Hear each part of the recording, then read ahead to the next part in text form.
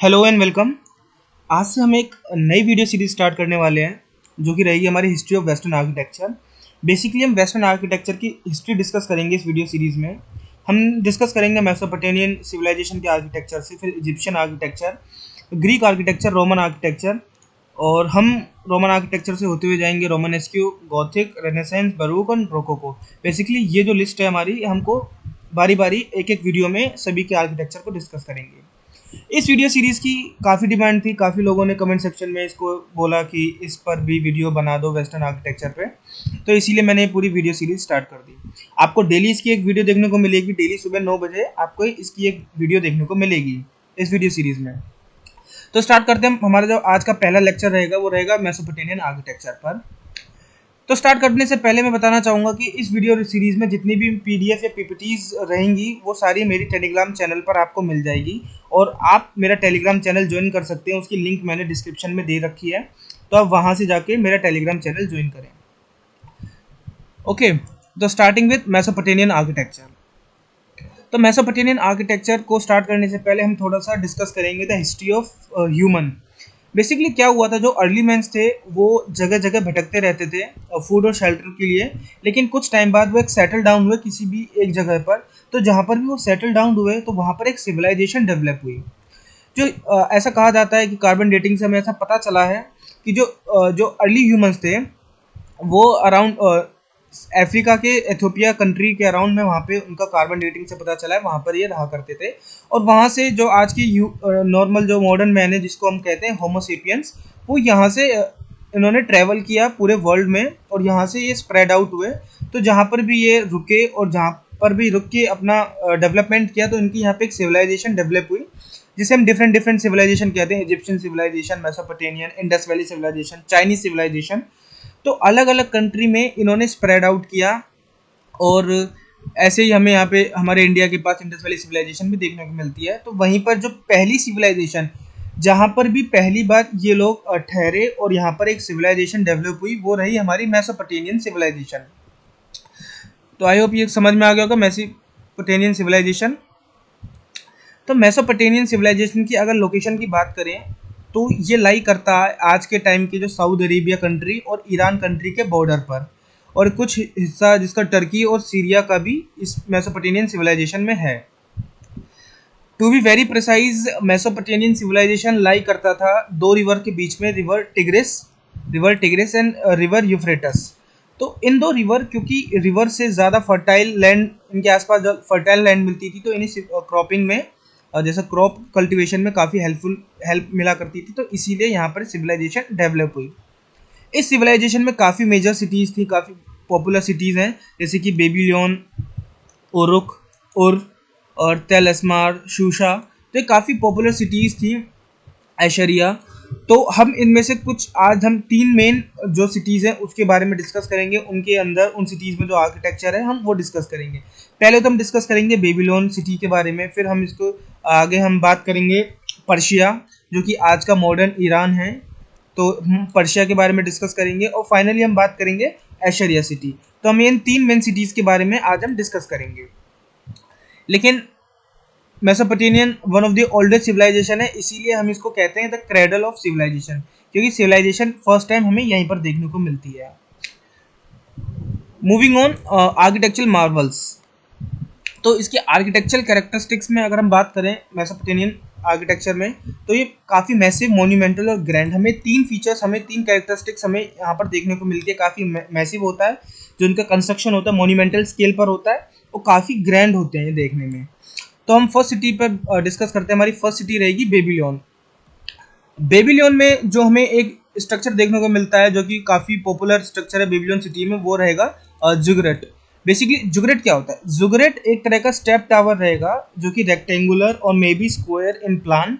तो जैसा हम देख पा रहे हैं ये जुगरेट टावर है, तो रेक्टेंगल भी हो सकता है, स्क्वायर भी हो सकता है प्लान में, और स्टेप टावर रहेगा। तो इनमें कुछ स्टेप्स रहेंगी, तो मे बी 2 और 3 स्टेप, मे बी 7 स्टेप्स भी हमें देखने को मिलते हैं इस जुगरेट टावर्स में। तो जो फर्स्ट हमें देखने को मिला था वो थर्ड मिलेनियम बीसी में हमें ये जुगरेट टावर को देखने को मिला था। अगर हम बात करें कि इस टावर का इंपॉर्टेंस क्या था, what what was tower, importance of this tower, और ये टावर क्यों कंस्ट्रक्ट किए गए थे। तो उसका एग्जैक्टली रीज़न हमें नहीं पता कि ये टावर क्यों कंस्ट्रक्ट किए थे, लेकिन हम इसको प्रोबेबली हम मानते हैं कि हाँ शायद ये रीज़न या शायद वो रीज़न। तो जो ज़िगुरैट था बेसिकली इसका स्ट्रक्चर कुछ इस टाइप से था कि जो इसकी चारों साइड्स थे, हमेशा 4 साइडेड इसका बेस रहेगा, मे बी स्क्वायर और रेक्टेंगल। तो ये स्लोपिंग इसके साइड्स रहेंगे, चारों तरफ इसकी स्लोपिंग साइड रहेगी, और इसके ऊपर जैसा टॉप जो इसका सरफेस रहेगा लेवल्स के बाद, यहाँ पर एक टेम्पल का कंस्ट्रक्टेड रहेगा। तो ये गॉड टेम्पल्स था। जो मेसोपोटेमियन सिविलाइजेशन में जो इनकी गवर्नमेंट रहती थी, या फिर गवर्नमेंट नहीं कह सकते, या फिर इनका जो भी पॉलिटिकल सिस्टम था वो थियोक्रेटिक पॉलिटिकल सिस्टम था। थियोक्रेटिक पॉलिटिकल सिस्टम का मतलब ये होता है कि इनका यहाँ पर कोई एग्जैक्टली किंग का कोई प्रेजेंस नहीं था, ये गॉड को अपना किंग या अपना रूलर माना करते थे, और जो इनकी स्टेट ऑफिशियल्स थे वो एज अ ऑपरेट करते थे on the behalf of God. तो ये थियोक्रेटिक पॉलिटिकल सिस्टम था यहाँ पर। और ये जो टावर को है मोस्ट प्रोबेबली इसलिए यूज़ किया करते थे, जैसे कि पब्लिक में स्पीच देना या पब्लिक अपीयरेंस होना, पब्लिक के सामने आके कोई भी ऐसा जर्नल नोटिस या फिर इन्फॉर्म करना, इन्फॉर्मेशन प्रोवाइड करना, तो यहाँ पर जो ऑफिशियल्स स्टैंड आउट कर सकते थे और जो नीचे खड़ी पब्लिक को अपना नोटिस प्रोवाइड कर सकते थे। तो हो सकता है ये अंदाज़ा लगाया जाता है कि शायद इसीलिए इस चीज़ का कंस्ट्रक्टेड हो, या फिर क्योंकि ये गॉड की इनकी पॉलिटिकल सिस्टम था, थियोक्रेटिक पॉलिटिकल सिस्टम था, तो ये टेम्पल भी कंस्ट्रक्ट किया करते थे हाइट पर, जिससे क्या होता था कि गॉड से डायरेक्ट कांटेक्ट कर सकते थे या फिर गॉड को मैसेज दिया करते थे। तो ये इस टाइप से इनका बिलीव थे इनके पूरी एंटायर सिटी और पॉलिटिकल सिस्टम में। लेकिन एग्जैक्ट क्या इसका मेन फंक्शन है वो हमें नहीं पता, स्टिल अननोन। ओके, अगर इसके मटेरियल की बात करें तो ये क्योंकि ये फर्टाइल लैंड में, ये जो पूरा एरिया है फर्टाइल लैंड में आता है, ये जो पूरा एरिया है वो फर्टाइल लैंड में आता है, तो बेसिकली जो मोस्ट कॉमन मटेरियल अवेलेबल यहाँ पर रहेगा वो रहेगा मड। तो इसके लिए जो मड ब्रिक से इसको कंस्ट्रक्ट किया गया था पहले, मड ब्रिक से। ओके, तो मड ब्रिक हमारा यहाँ पर बिल्डिंग मटेरियल हो गया इसमें। ये कुछ एक्चुअल इमेज है जो कि मिली थी आर्कियोलॉजिकल डिगिंग में। तो ये इसका डिजिटल रिक्रिएशंस है। ये हमें white temple of ziggurat Uruk एक सिटी है, बेबीलोन से थोड़ी सी दूर है, वो उरुक सिटी में ये हमें ज़िगुरैट देखने को मिला था। ये आज के टाइम में उरुक की मॉडर्न आर्कियोलॉजिकल साइट है। ये रूइंस ऑफ ज़िगुरैट, ये नाबू बर्सवे बेबीलोन इराक में इसकी रूइन साइट है, खंडर है आज के टाइम में ये। तो बेसिकली हम बात करेंगे ज़िगुरैट एट उर सिटी में जो ज़िगुरैट मिले वो काफ़ी थोड़ा सा डिफरेंट था जो कि हमें उरुक में मिले। इसमें इसका जो स्ट्रक्चर है वो कुछ इस टाइप से कि यहाँ पर एक्चुअली 4 लेवल थे इस उरुक में, इस ज़िगुरैट में 4 लेवल थे, और इसके फ्रंट में इसको क्लाइम करने के लिए फ्रंट में रैंप भी प्रोवाइड करी थी, और एक डोम लाइक स्ट्रक्चर भी देखने को मिलता है, और यहाँ पर एक स्क्वायर टेम्पल स्ट्रक्चर भी देखने को मिलता है जो ज़िगुरैट उर में मिला। तो ये इसकी एक्चुअल इमेज है जो कि बाद में एक किंग नबूडियस किंग ने इसको दोबारा कंस्ट्रक्ट करवाया था, क्योंकि बीच में ये काफ़ी खंडर बन चुका था, तो इसको दोबारा रिकंस्ट्रक्ट करवाया था किंग नबूडियस ने 6th सेंचुरी BC के अराउंड। तो ये इतना इंपॉर्टेंट नहीं है, लेकिन जो इसका आर्किटेक्चरल फीचर्स है वो आप ध्यान देना, वो ज़्यादा इंपॉर्टेंट रहेगा। नेक्स्ट ये स्टेयर केस है, कुछ इस टाइप की स्ट्रेट स्टेयर केस यहाँ पे प्रोवाइड करी है ज़िगुरैट को क्लाइंब अप करने के लिए। नेक्स्ट एक और ज़िगुरैट है जो कि हम डिस्कस करेंगे, ज़िगुरैट है चगोजा ज़ेनबेल इलेम। तो ये थोड़ा सा डिफरेंट है क्योंकि ये मेसोपोटेमियन सिविलाइजेशन का जितना भी एरिया है उसके थोड़े से आउटसाइड है। तो मेसोपोटेमिया का जो जितना भी एरिया उससे आउटसाइड कुछ फ्यू ज़िगुरैट वहाँ पे कंस्ट्रक्ट किए थे। तो ये one of those few existing ziggurat है मेसोपोटेमियन के बाहर, जो कि इसके लोकेशन है चोगा ज़ेनबेल, जो कि इसका नाम है, जो ये खुजिस्तान प्रोविंस ऑफ ईरान के खुजिस्तान प्रोविंस में यहाँ पर ये आज के टाइम में लाई करता है। और ज़्यादा प्रिसाइज लोकेशन देखनी है तो it lie approximately 30 kilometre south west of the Shusha and 80 kilometre north of the Ahvaz. तो ये दो सिटी के 30 किलोमीटर 80 किलोमीटर के नॉर्थ और साउथ ईस्ट में बेसिकली ये ज़िगुरैट लाई करता है। इमेज देख लेना, रिकॉग्नाइज होना चाहिए। नेक्स्ट यहाँ पर एक और हमें ज़िगुरैट देखने को मिलता है जिसका निक नेम भी है hanging garden of the Babylon, और इसको हम एक और इसका निक नेम है द 7 बेसिस ज़िगुरैट। 7 बेसिस से हमें क्लियर पता चलता है कि इसकी जो 7 लेवल हैं, इसके 7 बेस हैं, और हैंगिंग गार्डन से हमें पता चलता है ये ज़िगुरैट बेसिकली एक किंग थे, बेबीलोन के किंग है नेबुकदनेस्सर II, अगर मैं गलत बोल रहा हूँ तो सॉरी, लेकिन मैं इसे प्रोनाउंस नहीं कर पा रहा हूँ, तो आप देख लेना। तो ये जो किंग थे, इन्होंने अपनी वाइफ के कहने पर, उनकी वाइफ की रिक्वेस्ट थी कि वो, क्योंकि वो होम सिक थी ब्यूटीफुल वेजिटेशन के लिए, तो उनकी रिक्वेस्ट के लिए उन्होंने ये इस टाइप का 7 लेवल का ही जिगरेट इन्होंने कंस्ट्रक्ट करवाया था, जो कि इसके ऊपर हाई वेजिटेशन था। तो इसको इसीलिए इसका नाम the hanging garden of Babylon भी इसका निकनेम पड़ गया। ठीक है, तो ये भी इम्पोर्टेंट है। इसके बाद द टावर ऑफ बेबेल, तो ये भी एक टाइप का जिगरेट है, जो कि जिसका निकनेम है टावर ऑफ बेबेल। ये काफ़ी ग्रैंड है, थोड़ा मैसिव है, काफ़ी बड़ा है। तो इसके कंपैरिजन में इसको कंपेयर किया गया है the great pyramid of Giza से। इसकी हाइट हमने कंपेयर, इसमें दिखाया गया कितनी हाइट है, और ये एक स्क्वायर प्लान है इसका, इस जिगरेट का प्लान स्क्वायर है, और ये 7 लेवल हैं, इसमें 7 लेवल्स हैं, और इसमें भी स्टार्टिंग में फ्रंट में स्टेयर केस प्रोवाइड करी गई हैं जिससे हम इसको क्लाइम कर सकें। ये थोड़ी इमेज थोड़ी सी ब्लर है, लेकिन आप समझने की कोशिश करना। ये एक सिटी का दोबारा से रिक्रिएटेड वर्जन है, जिसमें द टावर ऑफ बेबेल यहाँ पर प्लेस किया गया है। तो कुछ इस टाइप से मेसोपोटामिया की सिटी दिखती थी, ये एक रिक्रिएशन है। इसके बाद हम बात करेंगे एक ही बहुत ज़्यादा एक इम्पॉर्टेंट पॉइंट, जो कि रहेगा स्टार गेट, जो बेसिकली जो बेबीलोन जो सिटी थी वो एक ही एनक्लोज सिटी थी वॉल से। तो जो पूरी सिटी थी वो एनक्लोज्ड बाय अ वॉल, और उसमें डिफरेंट डिफरेंट गेटवेज थे जो कि सिटी में एंट्री देते थे। तो one of the gateway was star gate. तो जो स्टार गेट था काफ़ी बड़ा गेट था, और ये 8th गेट था, जो कि इनर सिटी बेबीलोन में एंट्री प्रोवाइड करता था।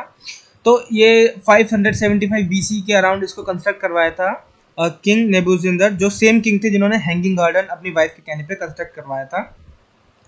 और ये ग्रैंड वॉल में गेट है, क्योंकि सिटी के चारों तरफ जो वॉल थी उसे ग्रैंड वॉल कहते हैं। तो उसमें बेसिकली एक गेट है, वो गेट का जो बेसिक फंक्शन है वो भी ये सर्व करता है। ये काफ़ी ग्रैंड था, तो इसका ये डिजिटल रिक्रिएशन वर्जन आप यहाँ पे देख सकते हैं। तो काफ़ी ब्यूटीफुल था, ब्लू कलर का था, और काफ़ी मैसिव था, काफ़ी ग्रैंड था, जो कि हमें पता ही है मेसोपोटामियन आर्किटेक्चर में ये ग्रेट और ग्रैंड चीज़ें देखने को मिलती हैं। तो आज के टाइम में जो डिजिटल रिक्रिएशन जो वर्जन है इसका म्यूजियम ऑफ बर्लिन में म्यूजियम में इसको प्लेस किया गया है। तो आपको देखना है तो आप बर्लिन जाके देख सकते हैं, या गूगल इमेज से भी देख सकते हैं। नेक्स्ट हम सिटी हम डिस्कस करेंगे, सेकंड जो हमारी सिटी रहेगी वो रहेगी पर्शिया। पर्शिया को मॉडर्न डे ईरान भी कहा जाता है। तो बेसिकली इस सिटी में हमें डिस्कस करना है या फिर हमें स्टडी करना है एक पैलेस जिसका नाम है द पैलेस ऑफ अपेडना। तो बेसिकली एक पैलेस है जो कि डेरियस 1 ने बिल्ड करवाया था। तो वो द ग्रेटेस्ट पैलेस ऑफ पर्सिपोलिस। तो पर्सिपोलिस का जो बहुत बड़ा पैलेस था, ठीक है। तो यहाँ पे वेस्टर्न साइड ऑफ प्लेटफॉर्म, जो भी पर्सिपोलिस में जो वेस्टर्न प्लेटफॉर्म था एक, तो उसके वेस्टर्न साइड में ये पैलेस, जो कि आज के टाइम में खंडर हो चुका है, काफ़ी टूट गया है, लेकिन फिर भी इसके अवशेष हमें देखने को मिलते हैं, जिससे पता चलता है ये काफ़ी ग्रैंड और काफ़ी मैसिव ये पैलेस रहा था। इस पैलेस में जो था किंग ऑफ किंग्स के ऑफिशियल ऑडियंस यहाँ पे मीटअप हुआ करते थे, जो कि इसका जो वर्क बिगन हुआ था बेसिकली इस पैलेस का, वो 518 BC में स्टार्ट करवाया था। और उनके सन, इस किंग के सन सर्सस 1 ने इसको आफ्टर 30 ईयर्स, मतलब 30 साल लग गए इस पूरे पैलेस को कंस्ट्रक्शन में, और 30 साल में ये कंस्ट्रक्ट होके कंप्लीट हुआ। तो यहाँ पर कुछ इंपॉर्टेंट नेम और इम्पोर्टेंट डेट है, आप वीडियो पॉज करके देख लेना इसको एक बार, ठीक है। नेक्स्ट जो इस पूरे पैलेस में जो एक ही जो मेन जो हमें देखने को मिलता है, जो मेन पॉइंट है जिसको हम इसको स्टडी करेंगे, वो रहेगा द लार्जेस्ट हॉल ऑफ पर्सिपोलिस, जो कि इसका निक नेम भी जाना जाता है द हॉल ऑफ 100 पिलर्स या द हॉल ऑफ 100 कॉलम्स। जाहिर है इसमें 100 कॉलम से कंस्ट्रक्ट होके ये हॉल पूरा बना हुआ था। इसमें 100 स्टोन कॉलम्स थे, और ये बेसिकली इस हॉल की बात करी जा रही है। तो यहाँ पर हम देख सकते हैं आज के टाइम में जो इनके अवशेष हैं, कुछ यहाँ पर बेस से पूरे जो पिलर्स हैं, कॉलम्स हैं, टूट चुके हैं, और इनकी जो काउंटिंग है टोटल 100 है इन नंबर्स में। और जो इस हॉल का डायमेंशन है, ये one of the largest place थी इस पैलेस में, इससे बड़ी कोई जगह नहीं थी। तो इसकी जो हॉल की डायमेंशन रहेगी वो रहेगी 70 मीटर बाई 70 मीटर। तो कहने का मतलब ये काफ़ी बड़ा हॉल था। तो यहाँ पे मीटिंग हुआ करती थी। तो the palace was the second largest building in Persepolis, तो सेकेंड लार्जेस्ट बिल्डिंग था ये पूरे पर्सिपोलिस में during the region of Xerxes and Artaxerxes one के टाइम में ये काफ़ी सेकेंड लार्जेस्ट बिल्डिंग था। तो इस हॉल के पीछे इसमें 100 कॉलम्स के अलावा इस हॉल के अगर लास्ट में हम देखेंगे तो हमें यहाँ पर इसकी इमेजेस देखने को मिलेगी जो कि स्टोन्स में इनकार्व्ड है, जो कि 28 सब्जेक्ट नेशन की इमेजेस रहेगी टू दी साउथ ऑफ इस जो बेसिकली ये डोर है, इस डोर के पीछे। तो इसमें यहाँ पे कहते हैं ना डोर जेम्स के बिहाइंड में हमें रिलीफ देखने को मिलेगा, यानी कि इनकार्विंग्स देखने मिलेगी जो कि शो करता है एक किंग, कुछ सोल्जर्स और उनके रिप्रेजेंटेटिव, 28 देशों के रिप्रेजेंटेटिव उसमें शो होता है बेसिकली इस हॉल ऑफ पिलर्स के पीछे बैक साइड में देखने को मिलता है। तो इस वाली फोटोज में ज़्यादा क्लियर हो जाएगा basically the hall of 100 columns था क्या। तो द सेकेंड लार्जेस्ट बिल्डिंग था ये हॉल ऑफ कॉलम, जो कि 70 बाई 70 मीटर इसका साइज था। इसका जो एंट्रेंस था वो नॉर्थ में था और जो पोर्टिको जो था मतलब इस हॉल का जो पोर्टिको था वो डेकोरेट किया गया था 2 बुल से। तो एक 2 बुल का स्कल्पचर इसको प्लेस किए थे पोर्टिको में इसके डेकोरेशन में। और the entrance was themselves 2 on each side of 4 sides of the square building were decorated with the usual motifs। तो कुछ इनके मोटिव्स रहा करते थे, कुछ ऐसे आर्किटेक्चरल फीचर्स रहा करते थे जिसमें ये दिखाते थे audience scenes, throne scenes, royal warriors fighting against the wild animals. तो कुछ इस टाइप के इनके मोटिव्स रहा करते थे, जो मोटिव्स जो होता है आर्किटेक्चरल फीचर्स यहाँ पे इनके एंट्रेंस में ये शो किया करते थे। हम देख सकते हैं यहाँ पर कुछ इसका recreated version hall of 100 columns कुछ ऐसा दिखता था स्केचिंग में या फिर 3D व्यू में, कुछ इस टाइप का हमें देखने को मिलता है कि हॉल ऑफ 100 ऐसा होता है। और ये आज के टाइम में जो इसकी प्रेजेंट कंडीशन है वो ये है। हाँ, जैसे कि हम बात कर रहे थे the bull at the northern gate, तो इसके नॉर्दर्न गेट में बुल जो कि पोर्टिको के सामने 2 बुल यहाँ पर कंस्ट्रक्ट है। द हॉल ऑफ 100 कॉलम्स में जो रिलीफ ऑफ कैरियर्स, तो जो इनके इनकार्विंग रहेंगे तो जिसका रिलीफ, तो कैरियर्स के जो रिलीफ्स हैं वो भी यहाँ पर बनाए गए हैं। और the one of the southern gate audience, southern gates में यहाँ पर ऑडियंस भी यहाँ पर इसका भी रिलीफ यानी इनकी भी स्टोन में इनकार्विंग दिखाई गई है। और एक नॉर्मल जो साउदर्न गेट है, साउथ की डायरेक्शन में जो गेट है वो कुछ इस टाइप से दिखता है, तो उसकी इमेज प्रोवाइड करिए बेसिकली। तो इस सिटी में जो मेन जो इम्पोर्टेंट जो चीज़ थी वो ये थी द हॉल ऑफ 100 कॉलम्स, तो हमें स्टडी करना ज़रूरी है। नेक्स्ट हम बात करेंगे हमारी थर्ड सिटी एशिया की। ये इसमें कुछ ज़्यादा हमें डिस्कस चीज़ करना नहीं है, लेकिन इसमें बस एक ही जो इम्पोर्टेंट चीज़ है वो रहेगी द पैलेस ऑफ सरगोन, जैसे खुसाराबाद भी कहा जाता है, तो खुसाराबाद में है द पैलेस ऑफ सरगोन।